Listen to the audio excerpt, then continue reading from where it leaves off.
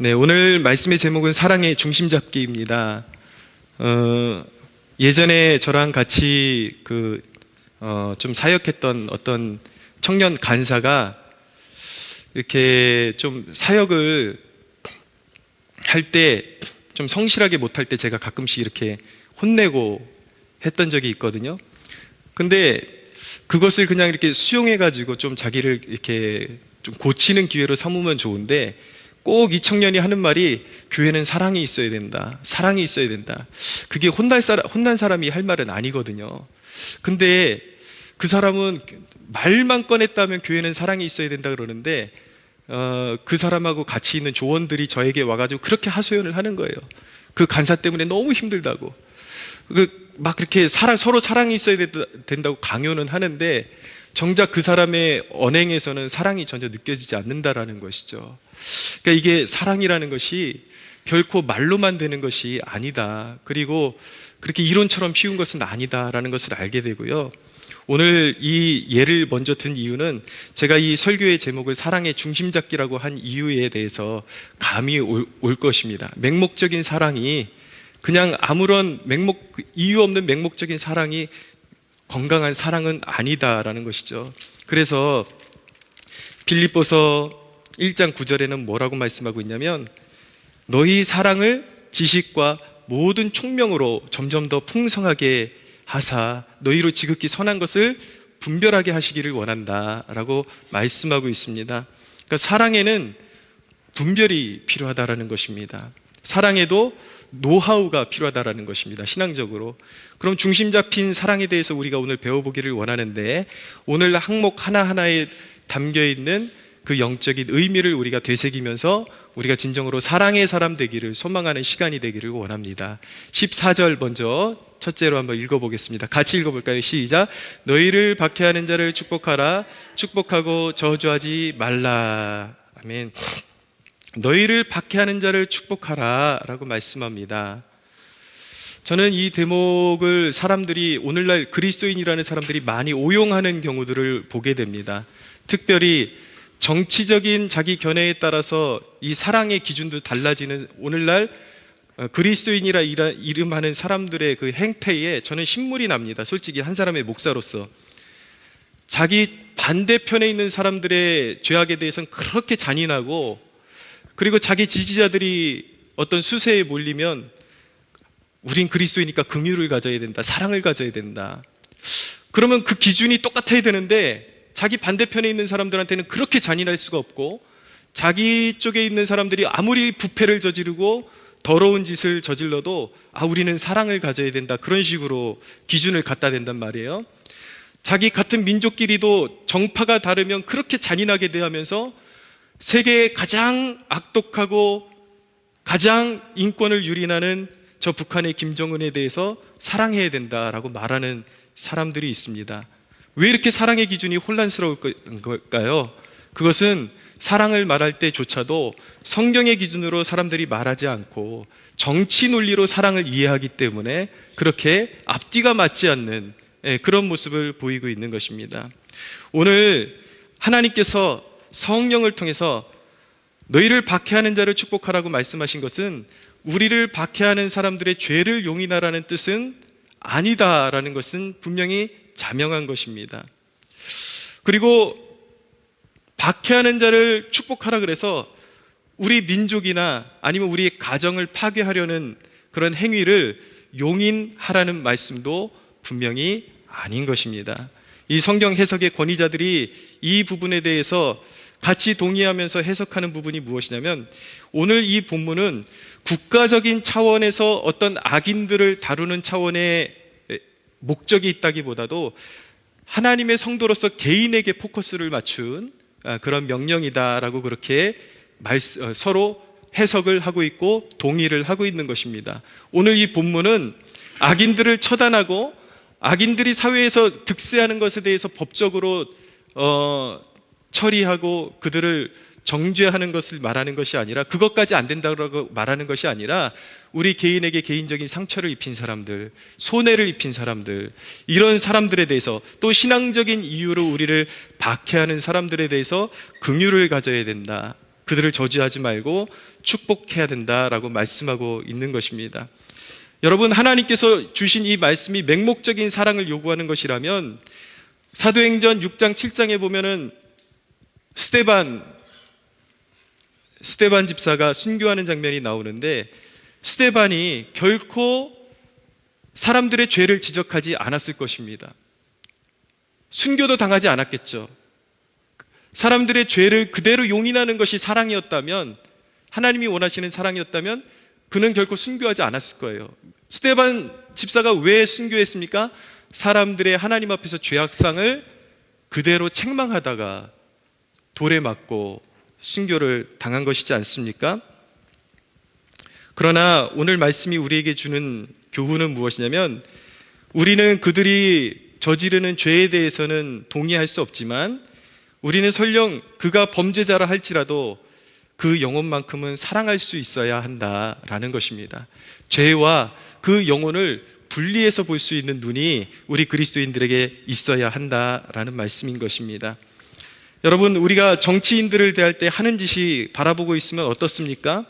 세상에서 가장 가증한 부류가 정치인이라고 해도 과언이 아니지 않겠습니까?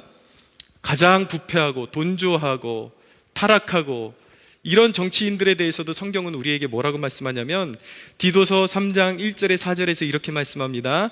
너는 그들로 하여금 통치자들과 권세 잡는 자들에게 복종하며 순종하며 모든 선한 일 행하기를 준비하게 하며 아무도 비방하지 말며 다투지 말며 관용하며 범사의 온유함을 모든 사람에게 나타낼 것을 기억하게 하라라고 말씀하고 있습니다. 여러분, 보편적으로 통상적으로 정치인들이 그렇게 부패하고 자기 입밖에 모르는, 자기 입속밖에 모르는 속물들이다라는 통념이 있지만, 그리고 그들이 저지르는 죄에 대해서 우리가 국민으로서 분명히 소리를 낼 수 있어요. 잘못된 것들을 우리가 분명히 어떤 법적으로, 어떤 정치적으로 우리가 소리를 내서 정죄할 수 있습니다.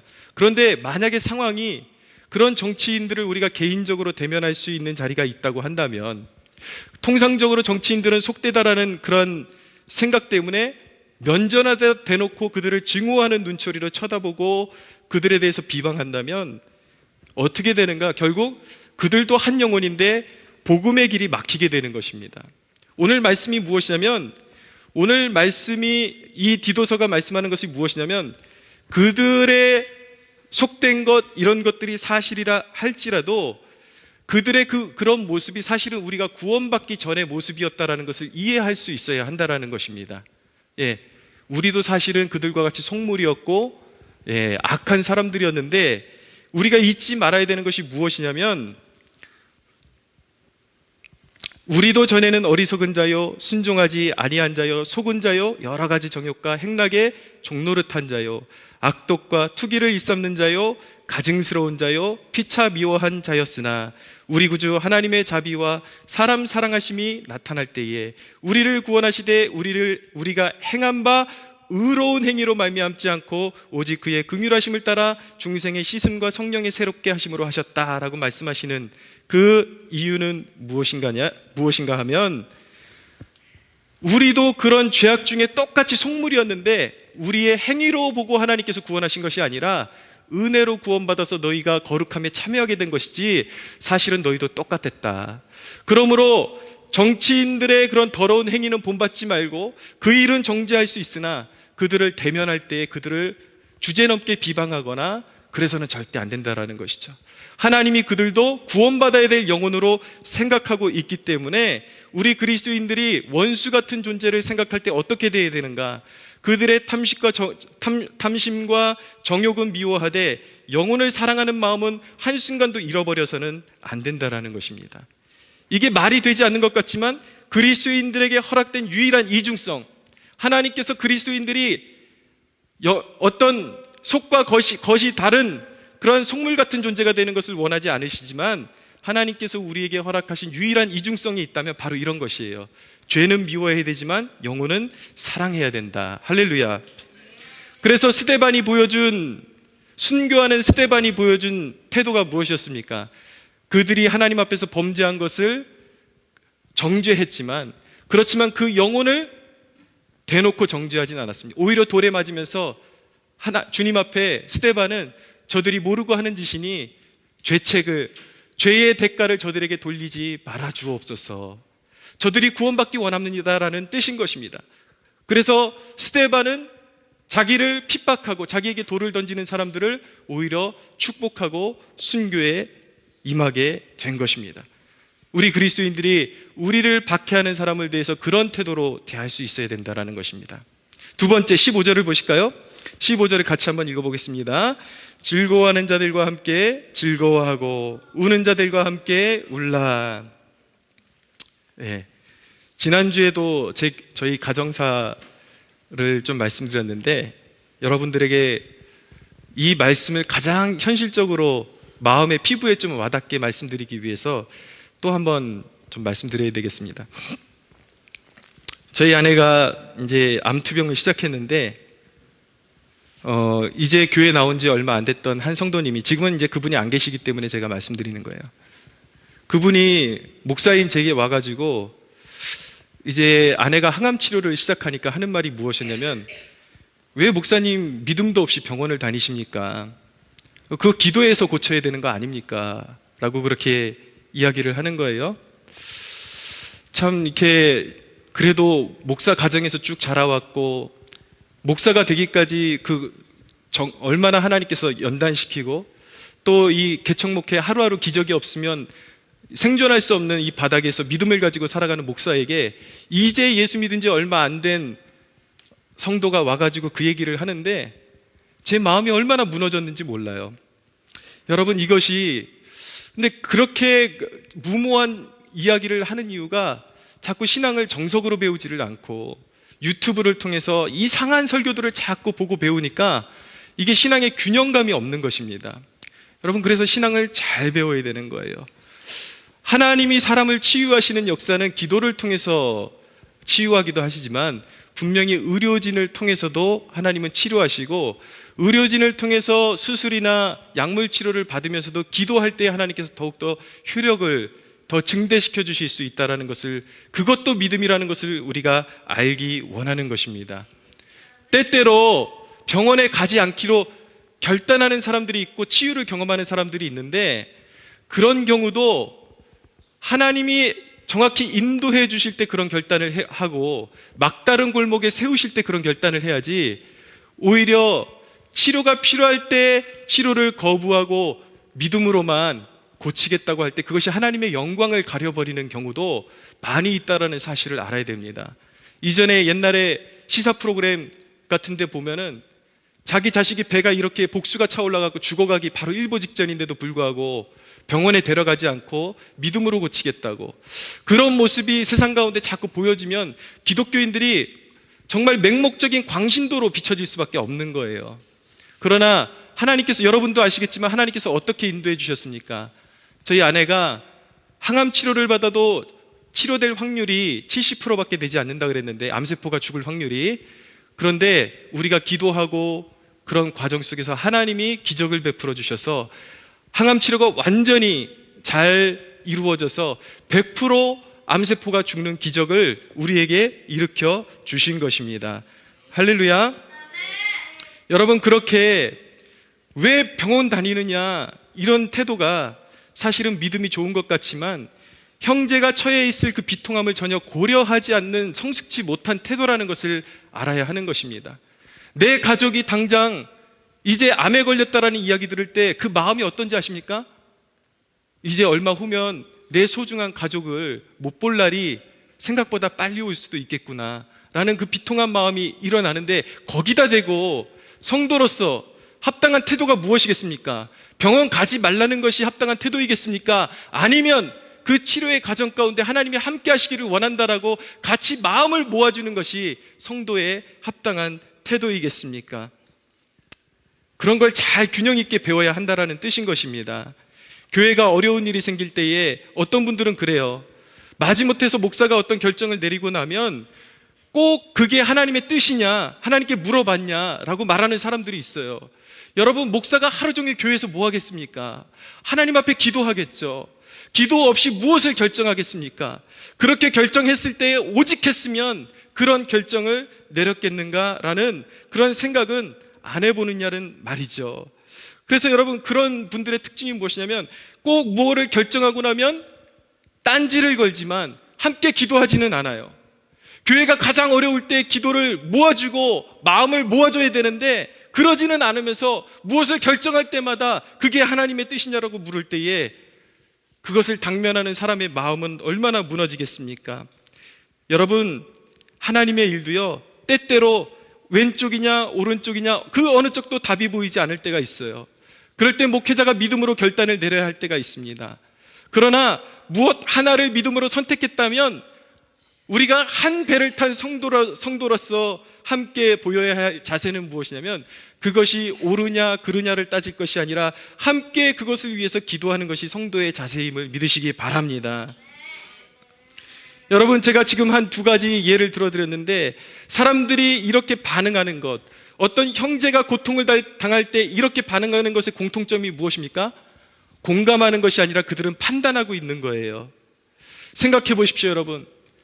믿음이 좋은 가정에 소중한 가족이 한 명이 부름받았어요. 그런데 장례식장 가서 울고 있는 그 유가족에게 이미 그 죽은 사람은 천국에 갔는데 왜 우냐라고 말하는 게 맞습니까? 아니면 같이 울어주는 게 맞는 것입니까? 여러분, 아무리 믿음이 좋아도 천국에 갔는데 왜 우냐라고 말하는 건 정상적인 사람의 태도가 아닌 것입니다. 같이 울어주는 것이 올바른 신앙이요, 하나님께서 원하는 믿음이라는 것을 우리는 깨달을 수 있어야겠습니다. 판단이라는 것은요, 왜 판단하게 되는가? 왜 우는 자들과 함께 울어주지 못하고 기뻐하는 자들과 함께 기뻐해주지 못하는가? 그 판단의 근원은 바로 교만인 것입니다. 교만이 있기 때문에 그런 거예요. 16절에 뭐라고 말씀하고 있냐면 높은 데 마음을 두지 말고, 교회가 하나 되기를 원하느냐? 너희가 정말 하나님의 은혜의 풍성함을 너희 공동체를 통해서 맛보기를 원하느냐? 그러면 판단하지 말고 스스로 높은 채 하지 말라는 것입니다. 마음을 통하는 데 함께 하라는 것이죠. 여러분, 죄에 대한 어떤 특별한 책망이 필요한 때가 아닌 한 형제 간의 사랑에는 눈높이가 필요한 것입니다. 16절을 다시 한번 보십시오. 16절 같이 한번 크게 읽어보겠습니다. 시작.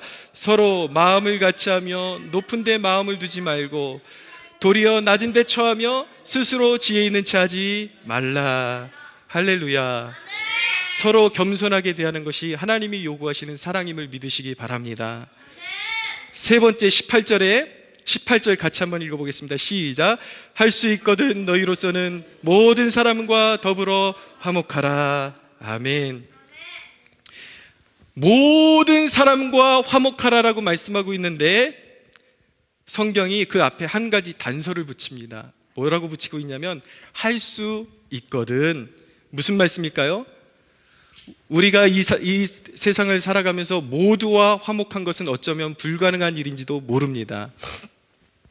오직 했으면 사도 바울조차도 사도행전에 보면 바나바와 이 위대한 교회의 일꾼들이거든요. 교회 역사의 위대한 일꾼으로 남은 사람들인데 서로 티격티격 다투고 등을 돌리고 갈라설 때가 있었단 말이에요. 무엇을 말하는 것이냐면 우리가 이 육신에 거하는 한 오해도 있을 수 있고 또 아무리 위대한 사도라 할지라도 그들도 어느 정도 인간의 이해관계와 혈기의 영향을 받을 수밖에 없었다라는 것을 보여주고 있는 것입니다. 그러나 그들은 어떤 속된 그런 이해관계를 위해서 서로 싸운 것이 아니라 바나바는 한 영혼을, 연약한 영혼을, 그 조카 마가가 선교 여행에서 하도 힘이 들어갖고 등 돌리고 돌아간 것 때문에 바나바는 그 조카를 품어주기를 원했어요. 왜냐하면 품어주는 게 하나님의 사랑이라고 믿었기 때문인 것입니다. 그러나 바울은 더욱더 진취적인 사역을 감당해야 되는데 그렇게 약해 빠지고 조금만 어려우면 하나님으로부터 등을 돌리고 도망가는 사람을 데리고 함께 사역할 수 없다라고 그렇게 선을 그었던 것이죠.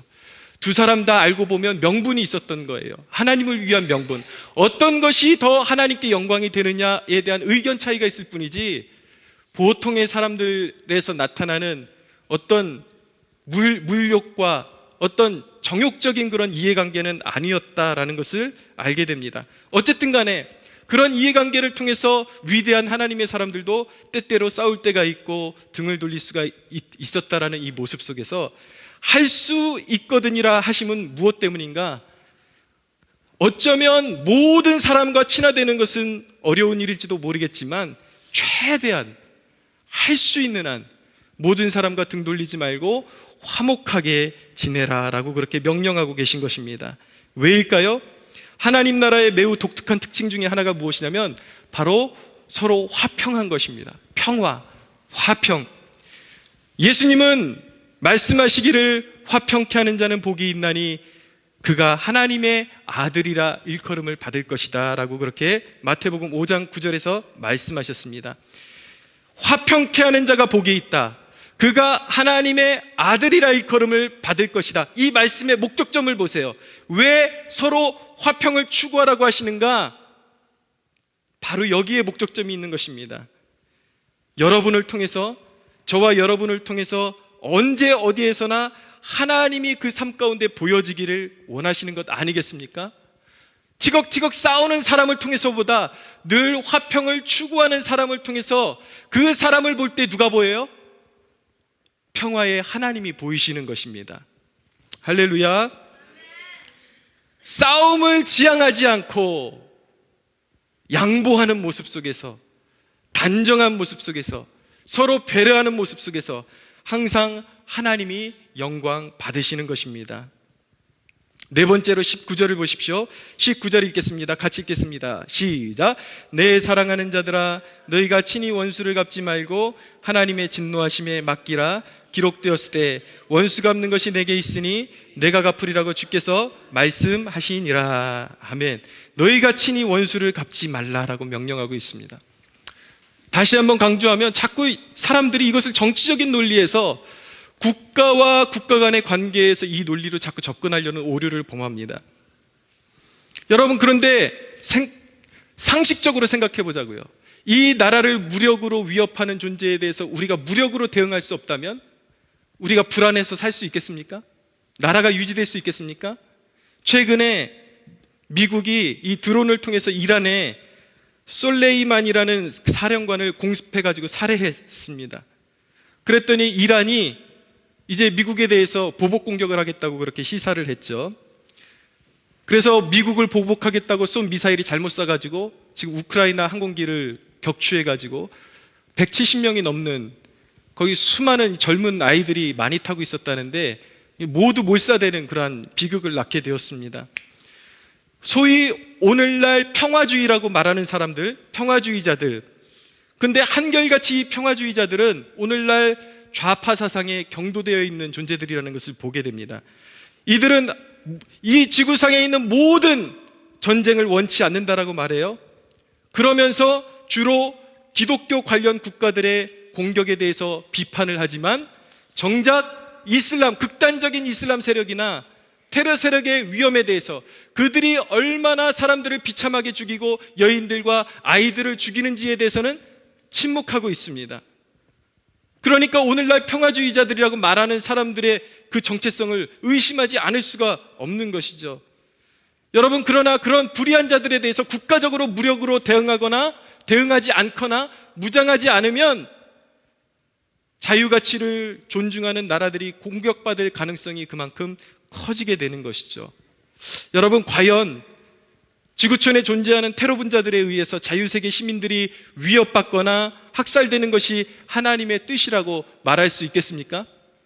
근데 문제는 믿지 않는 사람들이 그런 논리로 가는 것은 이해할 수 있어요.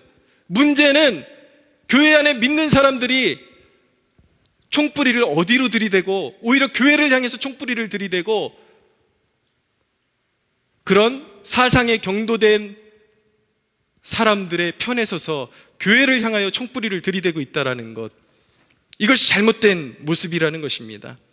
말씀드리지만 국가 차원에서 또는 공권력의 문제와 개인에게 부여된 신앙의 윤리는 우리가 분리해서 볼 수 있어야 하는 것입니다. 그러나 여러분, 우리가 분명히 배워야 하는 사실은 무엇이냐면, 우리에게 어떤 종류의 개인 감정으로 원수 갚는 일이 우리 그리스도인들에게 허락되어 있지 않다라는 것을 우리가 분명히 깨닫기를 원합니다. 할렐루야. 여러분, 사실 다들 배포가 큰 사람들처럼 말하지만 얼마나 개인적으로 우리 한 사람 한 사람이 작은 일에도 용서하는 것 힘들어하는지 모릅니다. 얼마나 말을 한마디에 상처받으면 억울해하고 힘들어하는 모습을 보이면서 상대방이 당한 큰 일에 대해서는 쉽게 이야기는 하는 경우들이 있지만 우리가 실제적으로 당면하면 우리에게 원수짓하는 사람들, 말로 물리적으로 상처 입힌 사람들을 용서하는 것 얼마나 힘든지 우리가 실감할 수가 있습니다. 어떻게 보면 원수를 우리에게 갚지 말라는 것, 여러분 원수 갚지 말라는 이 말씀이 단순히 무력으로만 물리적인 원수만 갚지 말라는 것이 아니라 사실은 감정적인 원수도 갚지 말라는 말씀입니다. 같이 맞대어 욕하고 이런 것 하지 말라는 말씀이에요. 그런데 우리가 보기에는 이런 명령이 우리에게 너무나도 가혹하게 느껴질 때가 많습니다. 억울할 땐 같이 욕해주고 싶거든요.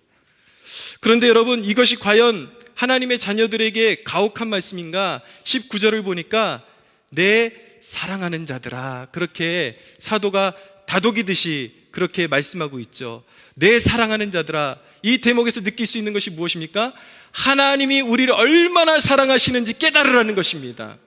하나님이 하나님의 자녀들을 절대적으로 보호하시니까 결코 억울한 일이 생기지 않을 것이라는, 하나님을 믿어도 좋다라는 권면임을 믿으시기 바랍니다.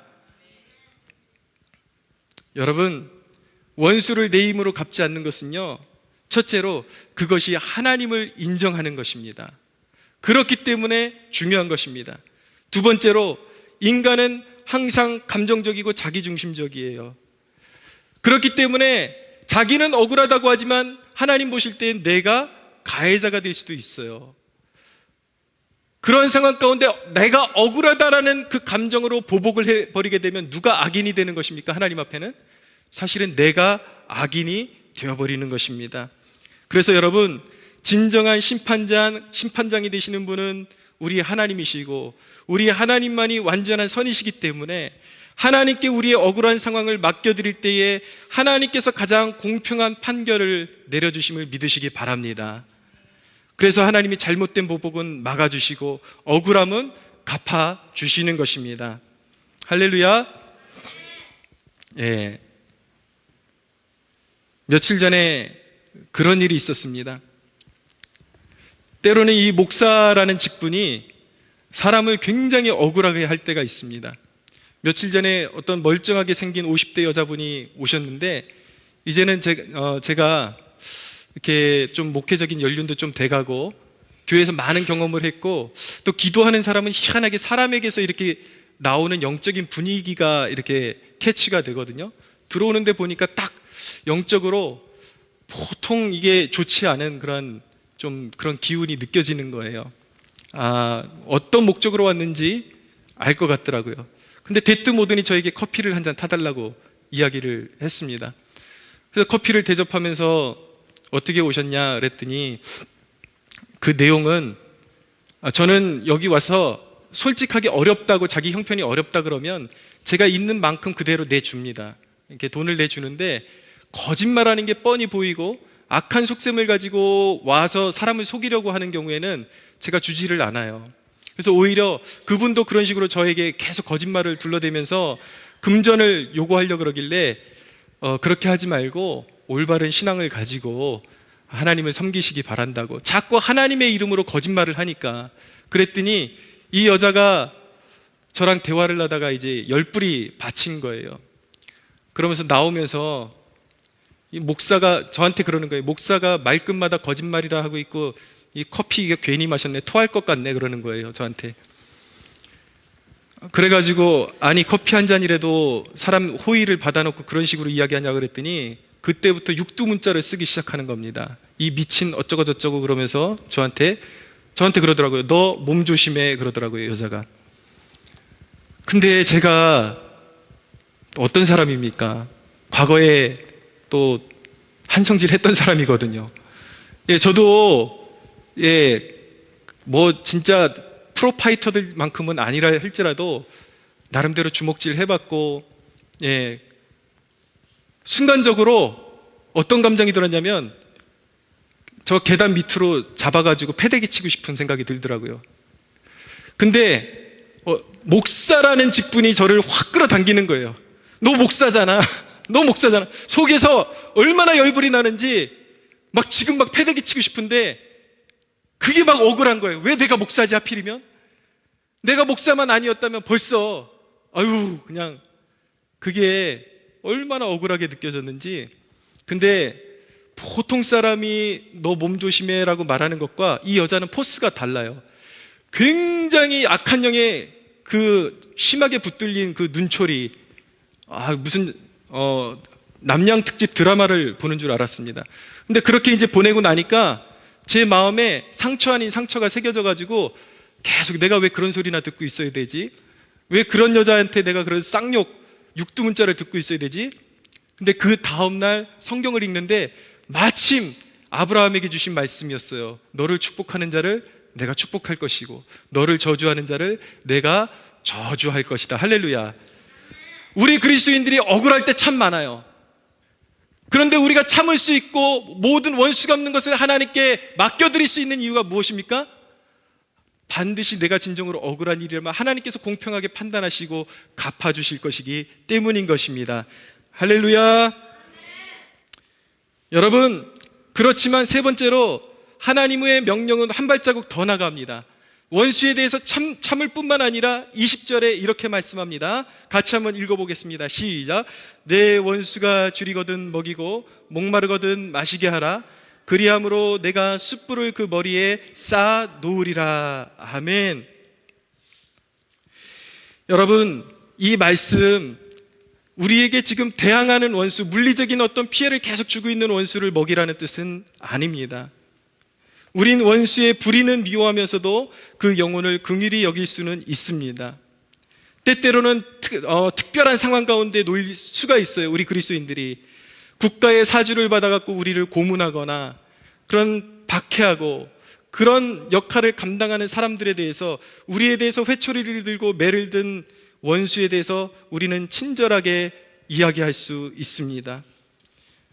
하나님께서 우리에게 힘 주시고 하나님께서 우리를 붙들어 주시면 우리는 현재 상처 주는 사람도 마음으로 용서할 수 있습니다. 과거에는 기세등등했지만 이제는 이빨이 빠진 원수에게 우리는 먹일 수가 있는 것입니다. 그러니까 하나님께서 우리에게 요구하시는 것은 단순히 용서하는 데서 그치지 말고 할 수 있는 한 그들에게 먹이라는 것입니다. 원수를 먹이라는 그 뜻 안에 숨어있는 말은 무엇입니까? 원수가 처량하게 됐을 때에 너 내 원수였잖아, 나에게 상처 준 존재였잖아, 이러지 말고 불쌍히 여기고 그들을 입히고 먹일 때에 하나님께서 영광 받으신다라는 말씀인 것입니다. 사랑하는 여러분, 많은 사람들이 피해의식 그리고 증오로 속이 골마갑니다. 그러나 여러분, 그걸 붙들면, 그 상처를 붙들면 영적인 축복을 잃어버리는 것입니다. 그런 존재가 누구입니까? 구약성경의 사울이잖아요. 끊임없이 속으로 골마가고 증오하고 그러다가 자기의 영혼을 잃어버린 사람, 사울이잖아요. 증오가 증오를 낳고 그렇게 될 때에 불행이 끊이지 않고 서클이 돌게 되는 것입니다. 사랑하는 여러분, 그 증오의 서클을 끊어버릴 수 있는 유일한 방법은 원수를 사랑하는 것임을 믿으시기 바랍니다. 지금 상처 주는 부모가 있다면 당장에는 화합할 수는 없어도 부모를 용서하십시오. 과거에 상처 주었던 사람들을 용서하고 할 수 있는 한 그들에게 친절을 베푸십시오. 여러분, 그런 원수 사랑은 관계를 치유할 뿐만 아니라 내 자신을 부유하게 한다는 사실을 믿으시기 바랍니다. 여러분, 원수 사랑은요, 옳고 그름을 따질 때 결코 이룰 수 없는 거예요. 원수 사랑의 근거는 무엇입니까? 그것이 바로 우리에게 행하신 하나님의 사랑이기 때문에 하나님께서 요구하시는 거예요. 자격으로 우리를 구원하셨다면 우리는 구원받을 수 없었습니다. 우리가 어떤 존재였는지 아십니까? 하나님께 원수된 존재였는데 하나님께서 우리에게 자격을 묻지 아니하시고 그리스도의 십자가의 사랑으로 우리를 부르셨기 때문에 우리가 구원에 이룰 수 있었던 것입니다. 여러분, 원수 사랑은 하나님을 향한 훌륭한 신앙 고백이라는 것을 깨닫는 축복이 있게 되기를 바랍니다. 이런 거예요. 원수 사랑이라는 것은, 원수 사랑을 실천하는 것은 우리의 신앙 고백이 되는데 그것은 이렇게 고백하는 것과 마찬가지인 것입니다. 주님이 날 위해 죽으셨고 나는 구원받았고 나의 억울함을 주님이 갚아주신다. 여러분, 이 고백이 없으면 사실은 버림받은 자인 것입니다. 이 고백이 있어야 구원받은 자인 것입니다. 여러분, 원수 사랑은 인간의 이해로나 합리성으로는 결코 할 수 없는 것이 원수 사랑이에요. 그러나 우리가 믿는 자들이라면 우리 안에 성령이 계십니다. 할렐루야. 은혜의 양면이 존재한다는 사실을 깨달으십시오. 어떤 경우에는 우리가 용서하기로 결단할 때에 우리에게 용서를 실행할 수 있는 능력이 하늘로부터 임하는 것입니다. 그러나 또 어떤 경우에는 도저히 용서가 안 돼요. 그때 하나님께 용서할 수 있는 능력을 구할 때에 하나님께서 그 용서를 실천할 수 있는 하늘의 능력을 우리에게 부어주시는 것입니다. 사랑하는 여러분, 그러므로 마음에 응어리가 있습니까? 하나님 앞에 그렇게 고백할 수 있는 여러분 되시기를 바랍니다. 이제 용서하겠습니다. 이제는 그들에게 친절을 베풀겠습니다. 그렇게 결단할 수 있는 복된 여러분들 되시기를 축복합니다. 때때로 우리는 용서해야 되는데 자꾸 티격태격하고 싸울 때가 있어요. 그때 죄책감에 물들게 되죠. 그러나 여러분, 때때로 티격태격거리고 싸웠을 때에도 이미 늦지 않았습니다. 그때에도 하나님 앞에 기도하고 하나님, 내 잘못된 마음을 바로잡길 원합니다. 그를 품고 사랑하고 용서합니다라고 말씀드리고 그 용서를 실천할 때에 하나님께서는 저와 여러분들에게 이렇게 말씀하십니다. 나는 네가 자랑스럽다. 너는 정말 나의 자녀답구나. 그렇게 하나님께서 칭찬하실 것을 믿고 기대할 수 있는 여러분들 되시기를 바랍니다. 이 자유를 경험하면 결코 사사로운 감정에 자신을 올가매어 놓는 어리석은 일은 하지 않게 될 것입니다. 여러분, 요셉을 보십시오. 요셉이 인생의 해석이 다르잖아요. 형들 때문에 질투를 받아갖고 애굽의 종으로 팔려갔는데 나중에 하나님께서 그를 애굽의 총리로 들어올리신 이후에 형들을 만나고 나서 그가 형들에게 고백한 것은 무엇입니까? 당신들은 나를 해하려 했으나 하나님은 그것을 선으로 바꾸사 오늘날 많은 백성의 생명을 구원하게 하셨다라고 그렇게 고백하고 있는 것입니다. 여러분, 모든 관계의 초점을 나에게 상처 주는 사람에게 맞추지 말고 그것을 통해서 나를 훈련시켜서 훌륭한 신앙인으로 키우고자 하시는 하나님의 뜻에 포커스를 맞출 수 있는 저와 여러분들 되기를 축복합니다. 서로 저주하고 빼앗고 죽이는 세상에서 치유하고 나누고 구원으로 이끄는 그런 삶으로 부름받은 것이 바로 저와 여러분입니다. 그러한 삶이 바로 영광스러운 하나님의 백성들의 삶임을 믿으십시오. 그것이 바로 우리에게 보여주신 예수 그리스도의 모습이었고 예수님의 삶이었다라는 것을 우리가 기억하면서 예수님을 닮아가는, 예수님의 형상을 회복하는, 그러므로 말미암아 우리 안에 있는 모든 상처를 씻어버리는 축복, 영적 자유를 경험하는 저와 여러분들이 되기를 예수 그리스도의 이름으로 축복합니다. 우리 하나님께 영광의 박수 올려드리겠습니다.